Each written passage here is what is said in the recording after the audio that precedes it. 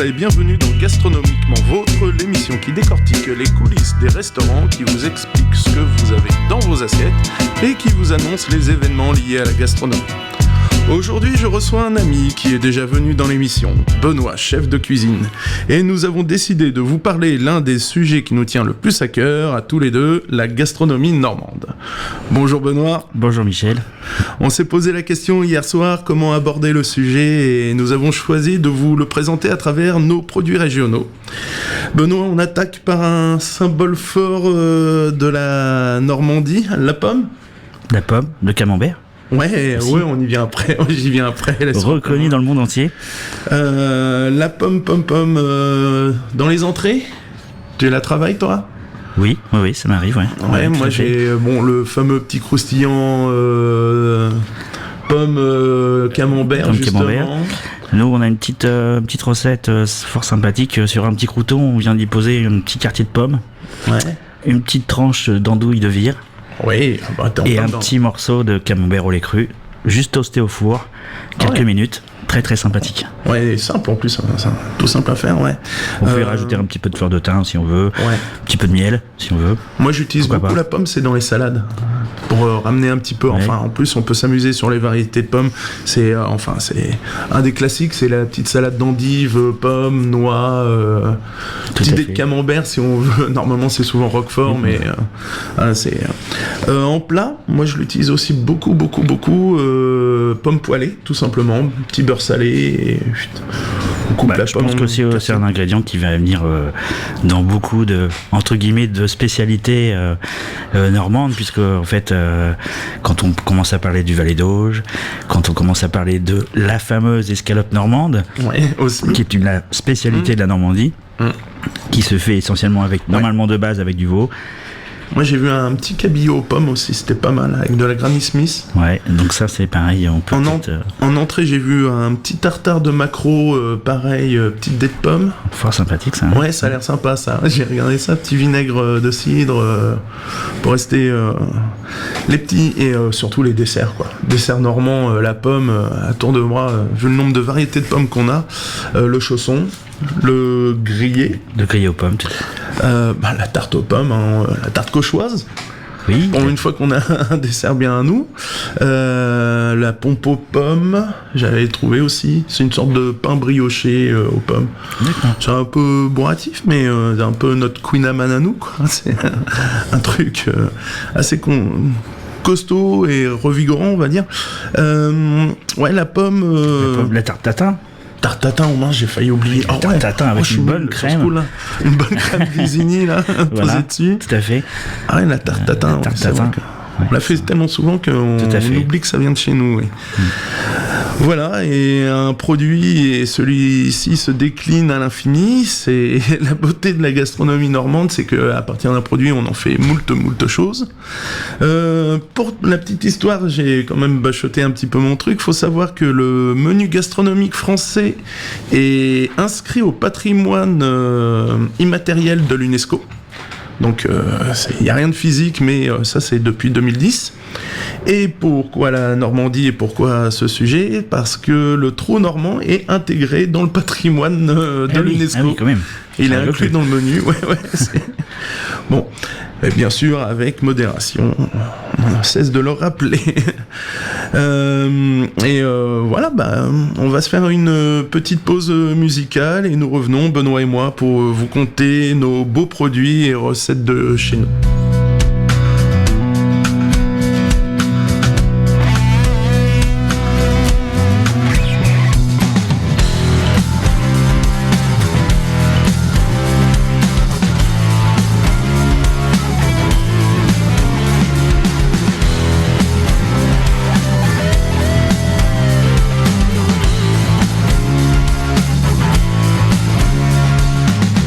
C'est un bout du monde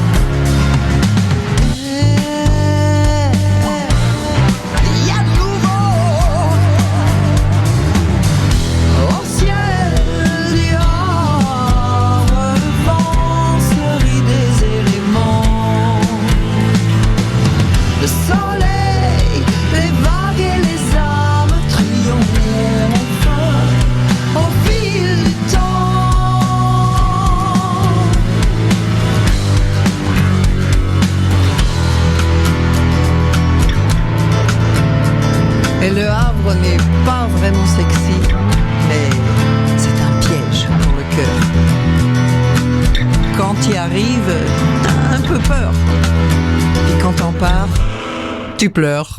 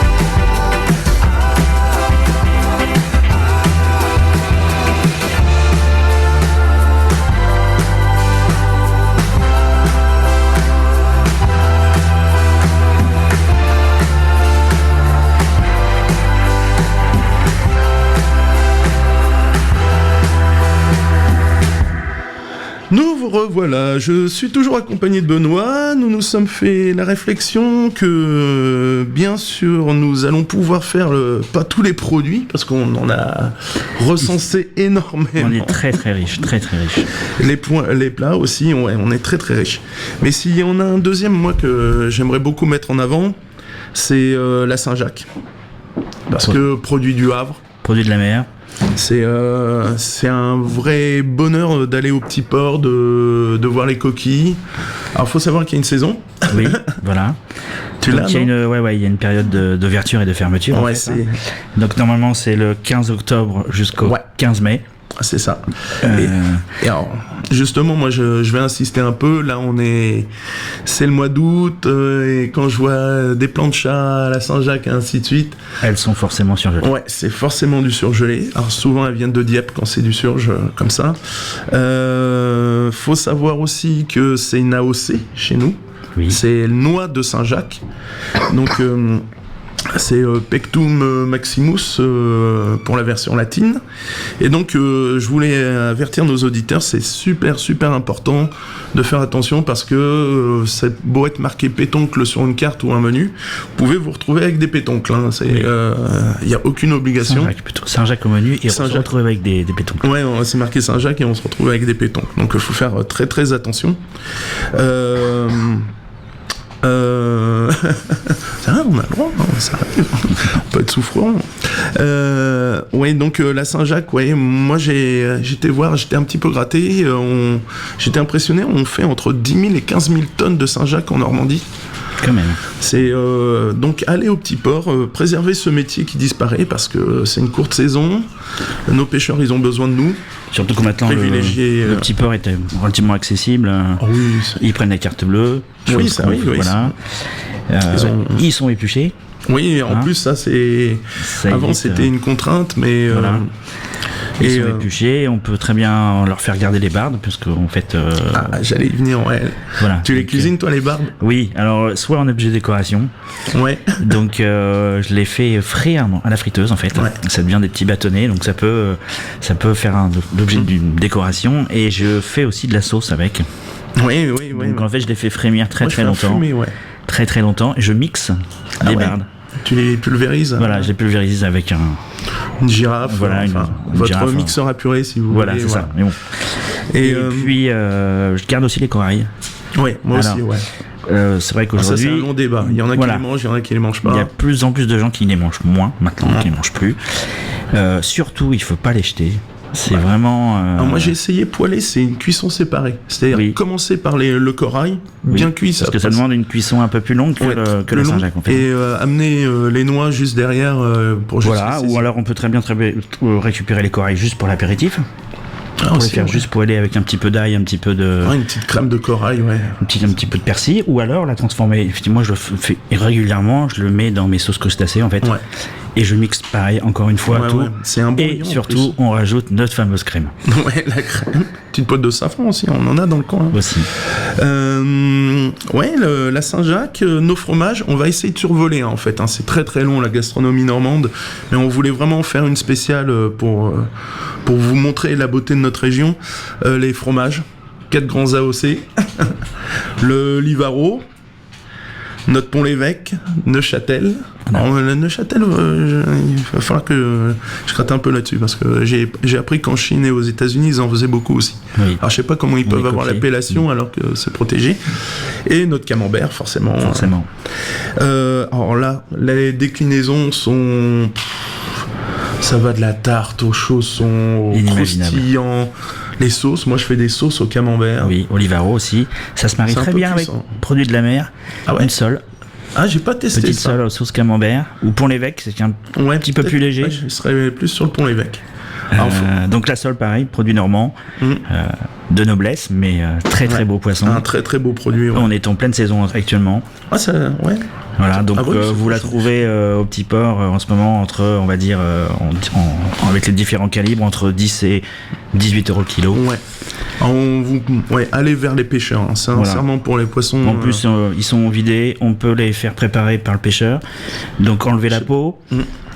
Ouais, ça se mange entier. Enfin, moi, pour nous, c'est rien, mais pour la ménagère, c'est quelque chose. C'est le petit plus, et ça se cuisine facilement. Ça demande pas, c'est pas une cuisson longue en plus. Tout à fait. C'est un peu comme la Saint-Jacques d'ailleurs.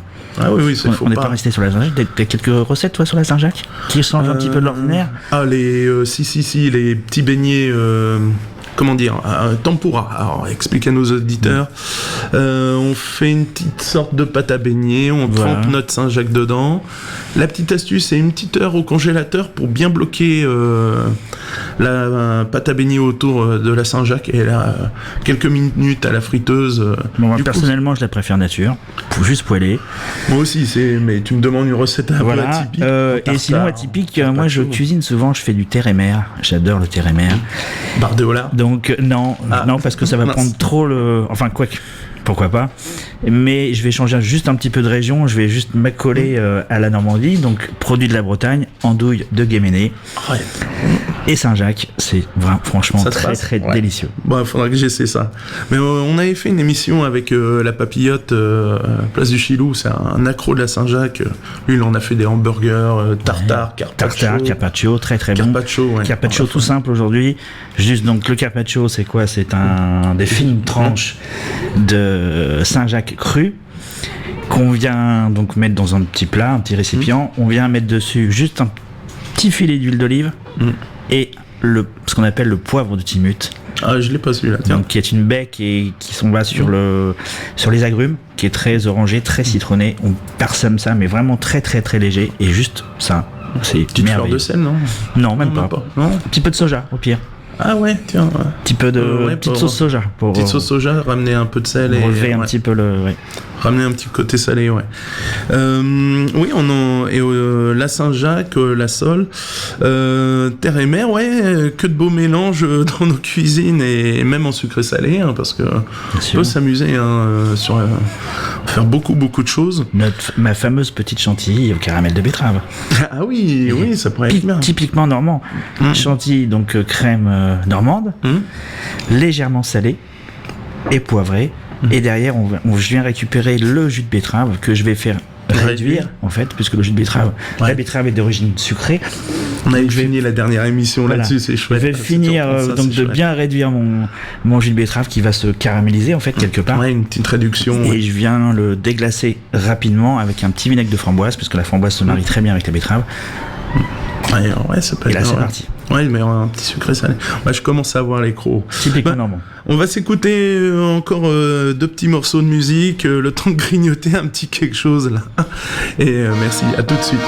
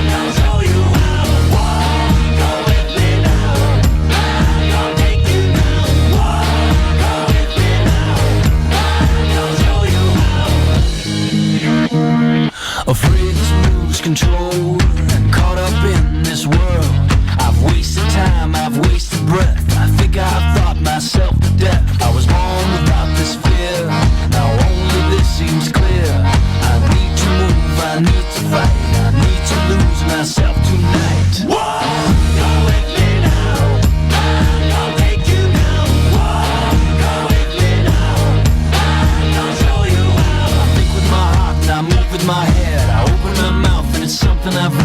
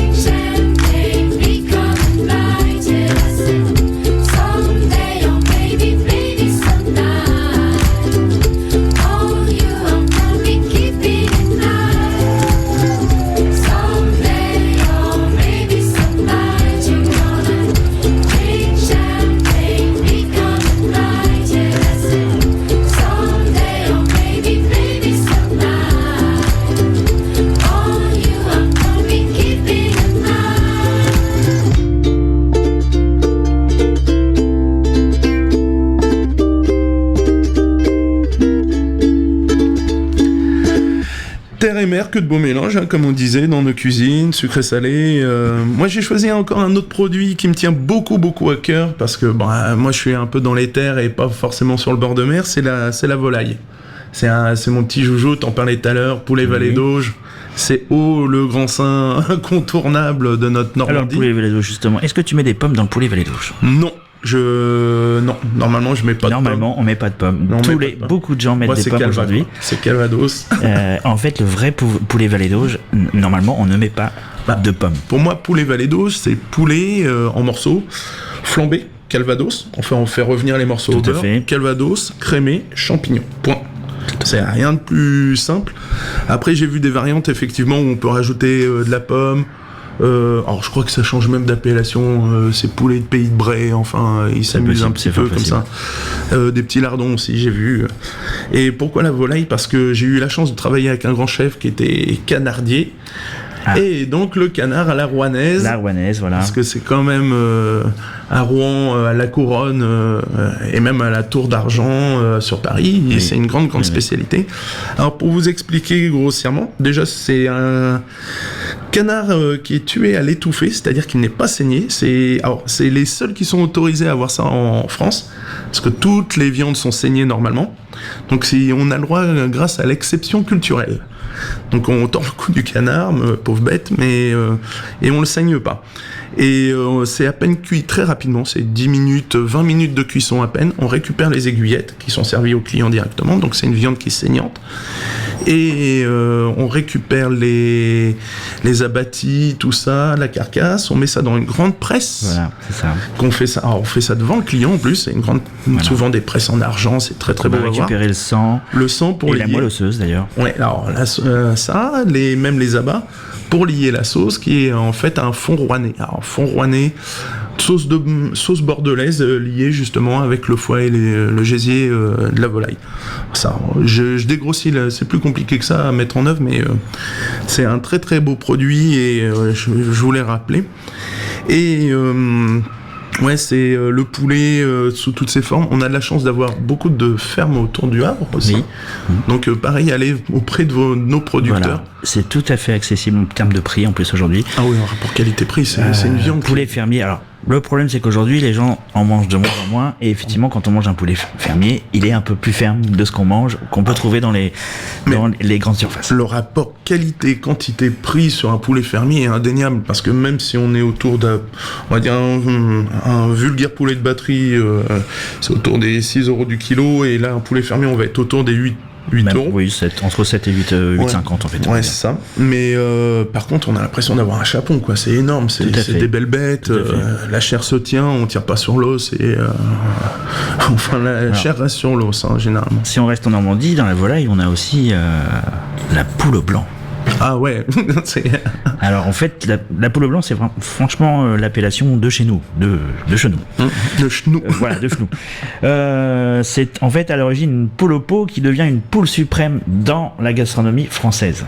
Ah ouais. Donc c'est une poule au pot qu'on fait façon poule au pot, donc dans un bouillon. C'est cuit dans un bouillon. Départ à froid, dans un bouillon avec plein de petits légumes sympathiques qu'on trouve tout à fait dans notre région. C'est quelque chose que carottes, poireaux, céleri, navets, enfin tout ce qu'on peut un peu trouver. Et puis ensuite on va récupérer le jus, on va faire un roux et on va venir crémer ce roux. Encore la crème. Voilà. Et qui va devenir la poule suprême. Et en fait chez nous on appelle ça la poule blanc, qui est un très ancien plat mais qui revient à la mode. Ah mais c'est très classique, mais ça fonctionne toujours. Hein. Pas cher du tout. Ah ouais, pas cher du tout. Une poule aujourd'hui ça vaut 3-4 €, voire 5. C'est une cuisson un peu longue, parce que c'est une chair très ferme, mais bon plat d'hiver. Et j'en venais justement les bovins, parce que bovins, les vaches. Adieu vos vaches, cochons. Non, on a un petit peu de cochons quand même par chez nous, mais c'est vrai que c'est un produit que j'adore. Voilà, on arrive sur les spécialités normandes, havraises. Moi, t'en as parlé tout à l'heure, la sole à la normande, c'est vraiment quelque chose qui est typique du Havre. Oui. La côte de veau à la crème. Alors moi, j'ai vu ça dans un vieux bouquin de gastronomie normande. La côte de veau à la crème et au café. Alors, en fait, juste une côte poêlée, on crème, on finit la cuisson de la côte dans la crème, et juste à la fin, un petit peu de café noir, juste pour casser un peu l'acidité de la crème. Ah, le café au lait, c'est quelque chose de normand, quoi. Et bizarrement, je sais que ça a l'air choquant, mais le café n'est ni sucré ni salé. On peut très bien le travailler en salé aussi. La fameuse tartine de camembert le matin trempée dans le café. Ouais, enfin, ou dans le schnorr, le maroilles. Le schnorr, c'est le pâté de foie. C'est le pâté de foie, oui, c'est vrai aussi, je l'ai vu, oui. J'en ai trouvé quand même, j'ai trouvé des douceurs. On a quand même des petites douceurs au Havre. On a un galet, alors j'ai pas le nom du boulanger, si un de nos auditeurs connaît, qui me donne le nom, c'est des galets en pâte d'amande. Oui. C'est un petit truc. Et dernièrement, on a eu les petites cabanes aussi de plage. Ouais, les petites cabanes. Oui, je l'ai partagé sur la page de l'émission. Et moi, je me souviens d'un vieux truc. C'était un pâtissier chocolatier qui faisait des Oscar nos meilleurs. Alors, des très beaux ballotins. D'accord. Et c'était des pommes confites caramélisées au beurre salé et enrobées de chocolat noir. C'était très très sympa, ça. Bon, on est bien chez nous. Tout le monde fait, ouais. Tant qu'il y a à manger. Bon, allez, un petit peu de musique. On continue à vous faire saliver juste après. L'alcool à cet âge-là. Non, mais c'est un scandale. Hein. Nous, par contre, on est des adultes. On pourrait peut-être s'en faire un petit.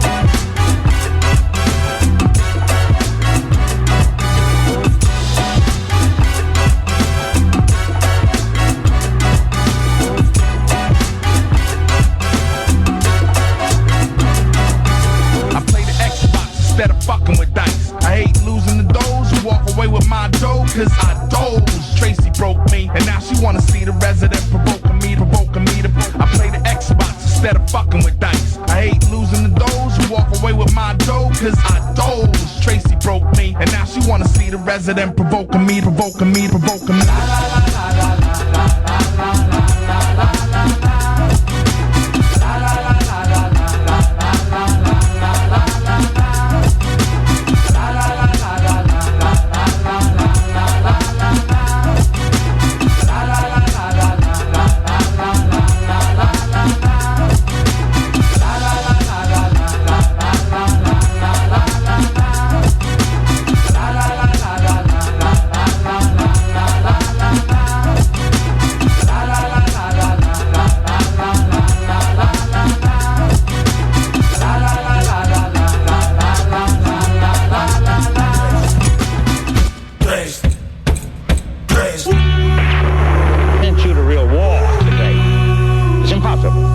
Because in a war, in a battle which lasts between 3 to 5 minutes, that's all.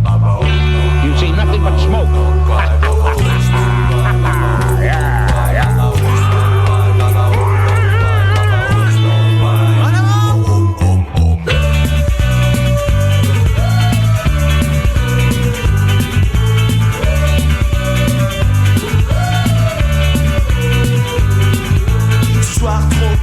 Sans nous monte à la tête, s'éclater plein feu sur les premières lignes pour les moustaches à Saddam, se jeter dans les flammes, pouvoir enfin voir le monde par lequel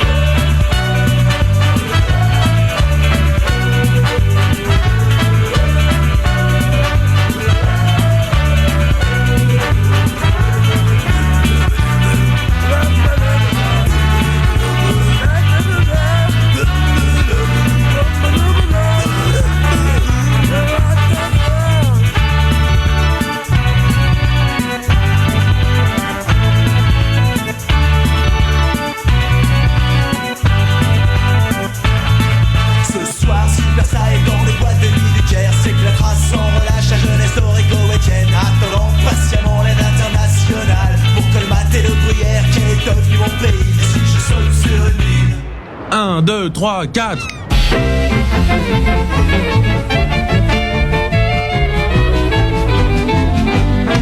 Si tu laisses à tribord des manquiers, à bâbord le caillou des Anglais, et quand tu vois les cheminées, la grande église de Perret, c'est qu'au Havre, mon bézo, t'es arrivé. Par un grand frère, ou le modéré, de New York à Portsmouth en passant par Saint-André. Mot passant au bon bout d'un François Ier, et mère de ma voisine du premier, au Havre, le monde entier y est passé. Oh day, oh bad day, oh day, day, day, oh bad day, oh day, day, oh bad day, oh day, day, oh bad day. Une mouette, au loin un goéland, un bistrot, un jardin pour les enfants. L'horizon, le vent, les couleurs du printemps, une brise qui claque dans la mâture, une fille qui pleure sur le quai, c'est dur, sur la plage, sur les galets, les serviettes, se mélangent les rires, les sandwichs, c'est la fête. Et moi dans ma cabane, la tête à l'ombre, les pieds au vent, je me souviens de ces 500 ans. Oh day, oh bad day, oh day, day, day, oh bad day, oh day, day, oh bad day, oh day, day, day, oh bad day, oh day, oh bad day, oh day, day, day, oh bad day, oh day, day, oh bad day, oh day, day, oh bad day. C'est une ville au bout de l'océan, c'est un port découpé dans les champs, c'est une promenade au bord de mer, c'est la terrasse sur l'Angleterre, c'est un départ pour Vancouver, le Havre c'est mon étoile polaire. Alors ce soir vieux frère, chantons, dansons et levons nos verres pour ensemble fêter l'anniversaire de cette belle dame 5 fois centenaire. Oh day, oh bad day, oh day, day, oh bad day, oh day, day, oh bad day,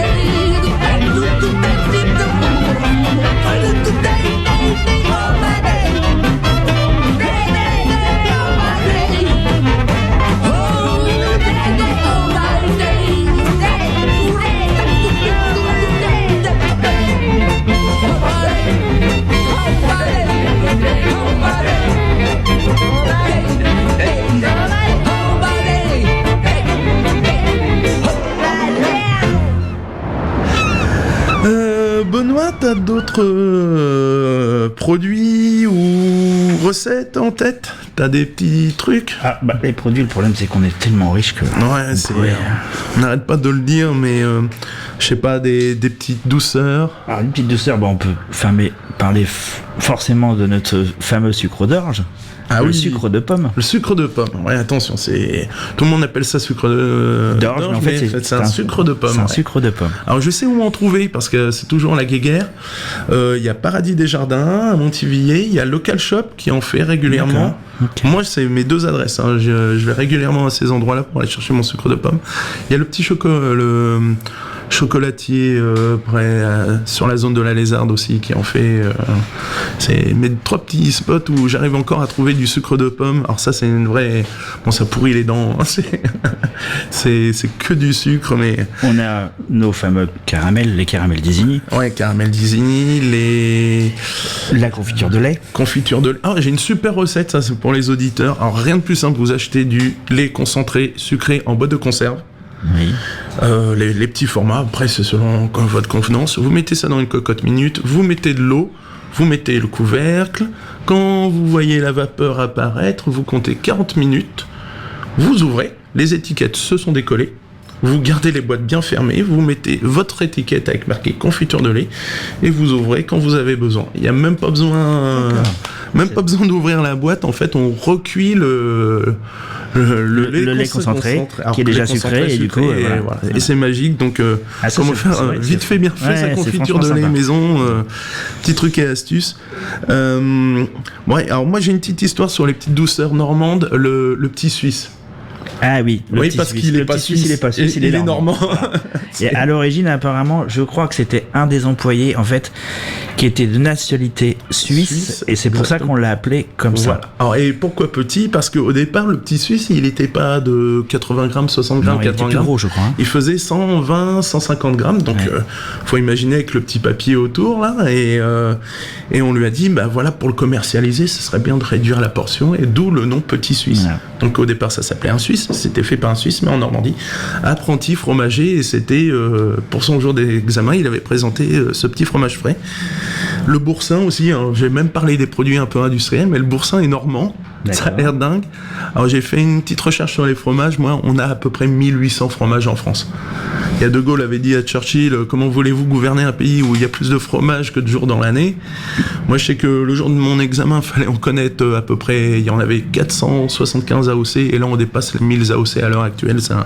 C'est un truc de fou. Produits normands, moi j'en ai d'autres aussi. On n'a pas parlé de la Torgoule. Quand même, c'est pas forcément un produit normand, c'est une recette. C'est une recette, oui. Mais voilà. Donc la Torgoule, qu'est-ce que c'est ? C'est ni plus ou moins un riz au lait. Sauf que c'est le mode opératoire, le mode de cuisson qui va changer en fait. Et il faut du bon lait. Donc la Torgoule se cuit au four. Oui. Et non pas à la casserole. 3h30 de cuisson. Alors pas forcément. Pas forcément. En fait, ça dépend de la température qu'on va y mettre. Est-ce que c'est vraiment judicieux de le faire cuire très très longtemps ? Oui, peut-être. Quand on utilise de la basse température. Ouais, avec du lait cru. Du lait cru, donc de préférence, il faut du lait entier. Sur le dessus. Si c'est possible, du lait cru. Ouais. Voilà. Le grosso modo, pour 6 personnes, moi j'ai une petite recette. Je prends 1,5 litre de lait entier, voire cru, si possible. 150 grammes de riz rond. Ouais. 150 grammes de sucre. Oui, c'est léger.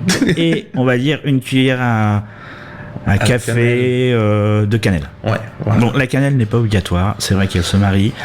C'est la Torgoule. La Torgoule, c'est ça. Voilà. Aujourd'hui, il y a eu plein de dérivés. Bon, je trouve ça un peu dommage. À la vanille, il y en a à la pomme d'ailleurs. Alors, moi, je suis un inconditionnel. La cuisson, donc pour cette recette, c'est soit on monte un peu en température, on se règle sur 120 degrés, et là on va laisser à peu près 45 minutes, ce qui permet d'avoir une Torgoule assez rapidement pour les ménagers. Pour nous c'est plus cool quoi. Voilà. Après la vraie Torgoule, ça se cuit dans un plat en terre normalement. Terre cuite, oui. Et ça va rester environ entre 3 et 4 heures aux alentours de 80 degrés. Ouais. Et je reviens sur Par contre, là, c'est vraiment très très spécifique.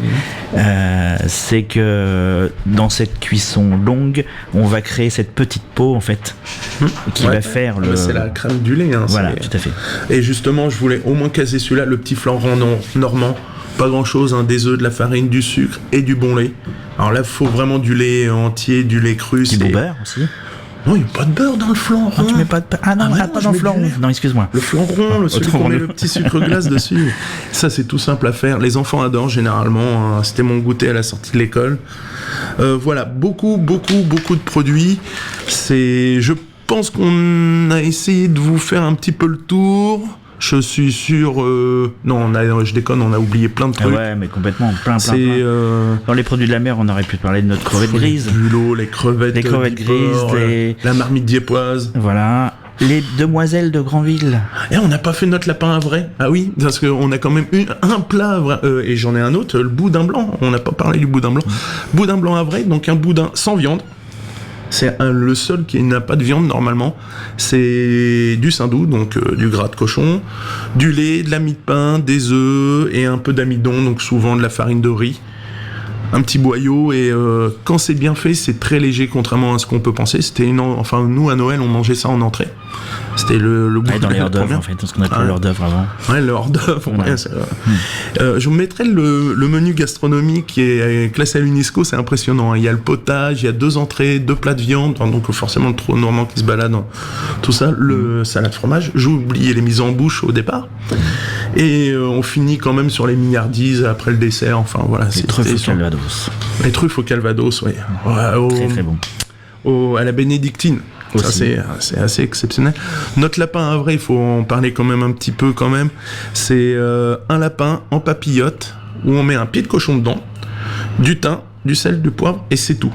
On emmaillote tout ça, on met ça au four, ça cuit très lentement, tout doucement.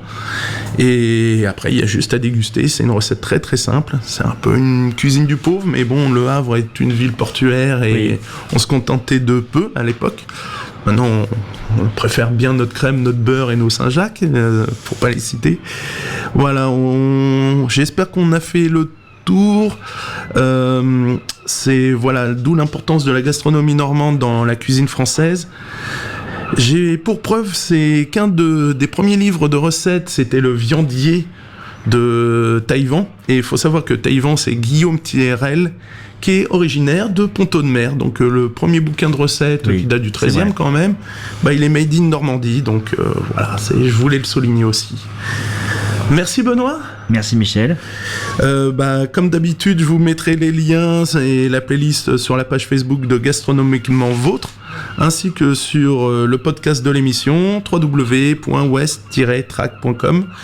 Et comme disait Joël Robuchon, et bon appétit bien sûr.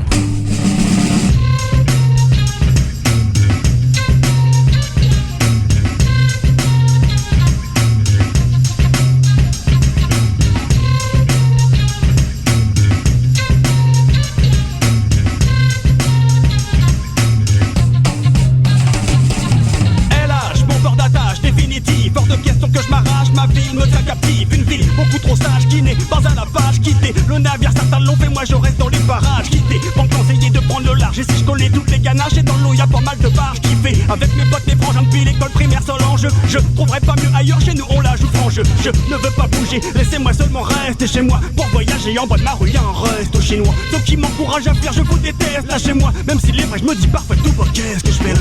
Je peux pas m'éloigner de mes proches et de mes habitudes. C'est pas la bilan elle-même qui m'obsède, mais les gens géniaux qu'elle possède. Tu peux me trouver ridicule, le Havre. J'y suis né, j'y vis, j'y décède, y'a pas de lassitude. Quoi que je fasse, et là chez mon port d'attache, bien que j'en sois anti, j'ai le politique là entaché. Quoi que je fasse, et là chez mon port d'attache, sauf si ta palette en serait aussi amourachée. Quoi que je fasse, et là chez mon port d'attache, bien que j'en sois anti, j'ai le politique là entaché. Quoi que je fasse, et là chez mon port d'attache, sauf si ta palette en serait aussi amourachée. J'ai à peine décollé que la tôle, les mesqueudes me manquent, je ne mens pas. Même sous les palmiers, je pense à ma ville, à ses bars et ses joyeux drilles au spleen quand je rentre tard, sous les étoiles qui brillent à poil sur une plage de sable à l'autre bout du monde. Chez la nostalgie de ma cité que les indésirables des immondes, tu trouveras pas plus funky à des kilomètres à la ronde. Même si la pluie tombe, y'a toujours une basse qui gronde, un break qui tabasse les enceintes d'un bistrot où s'entassent les fêtards. Je suis comme chez moi, c'est un fait. Et l'edge, mon fief, j'sais toujours où faire la teuf. Esquive les keufs, rameutés par le beauf d'à côté. Le voyage à portée de verre avec des bières sur le front de mer. Calais et canettes, la doublette qu'il fallait affaler. On chill et somnole sous le soleil. Gloire à ma ville aux merveilles, loin d'elle c'est jamais pareil. Quoi que je fasse, et là chez mon port d'attache, bien que j'en sois anti, j'ai le politique là entaché. Quoi que je fasse, et là chez mon port d'attache, sauf si ta palette en serait aussi amourachée. Quoi que je fasse, et là chez mon port d'attache, bien que j'en sois anti, j'ai le politique là entaché. Quoi que je fasse, et là chez mon port d'attache, sauf si ta palette en serait aussi amourachée. J'ai pas l'âme d'un club, trop tard, y'a ce qu'il faut sur l'autre trottoir. Les voyages t'accroquent, trop d'heures, et quand j'entrais les trop tard, j'ai raté trop de trucs. Je connais pas les dernières brèves de comptoir, et je passe pour un trou duc, parti chercher trop loin ce qu'on peut trouver à 5 minutes à Panard. Quasiment 200 000 copains, tant pis si certains sont bizarres, à part pour les topinards. Et là c'est cool, on fait les meilleures soirées pinards, fromage qui coule. Le moindre des petits trajets est pour moi un calvaire. Donc traverser le monde, je me dis que ça va pas le faire. Chaque seconde est précieuse, j'en sacrifie quand je voyage. Paraît que ça forge la jeunesse, j'ai fait vite cet adage. On avrille à la plage, la forêt, la ville, les potes, mon hip-hop. Tout pour que la vie soit facile, me barrer serait compliqué. Impliqué au bar et assidu au platoche. Et lâche mon port d'attache. Quoi que je fasse, et lâche mon port d'attache. Bien que j'en sois anti, j'ai le politique là entaché. Quoi que je fasse, et lâche mon port d'attache. Sauf si ta palette en serait aussi amourachée. Quoi que je fasse, et lâche mon port d'attache. Bien que j'en sois anti, j'ai le politique là entaché. Quoi que je fasse, et lâche mon port d'attache. Sauf si ta palette en serait aussi amourachée.